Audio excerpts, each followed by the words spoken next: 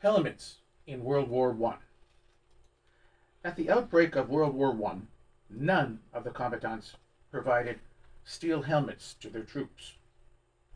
Soldiers of most nations went to battle wearing cloth, felt, or leather headgear that offered no protection from modern weapons.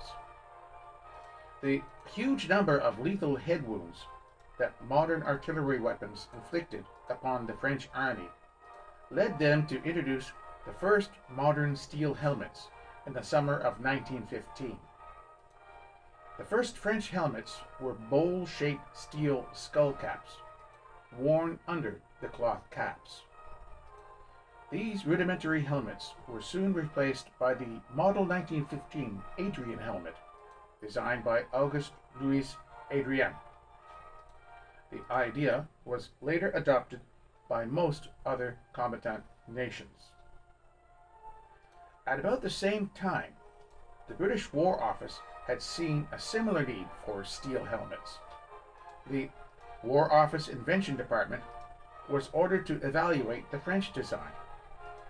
They decided that it was not strong enough and too complex to be swiftly manufactured. British industry was not geared up to an all-out effort of war production in the early days of World War I, which also led to the shell shortage of 1915. John Leopold Brodie was an entrepreneur and inventor who made a fortune in the gold mines of South Africa, even though he was working from an office in London at the time.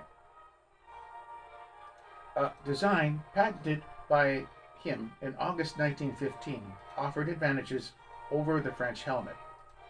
It was constructed in one piece that could be pressed from a single thick sheet of steel, giving it added strength and making it simple to manufacture.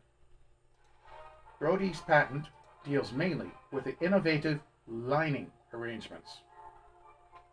His helmet resembled designs from past eras, especially the medieval kettle hat and the samurai jingsa helmet. The German design that they came up with resembled the medieval salet.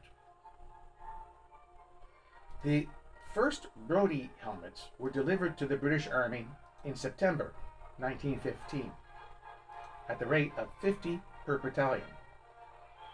There were far from enough to equip every man, so they were designated as trench stores to be kept in the front line and used by each unit that occupied the sector.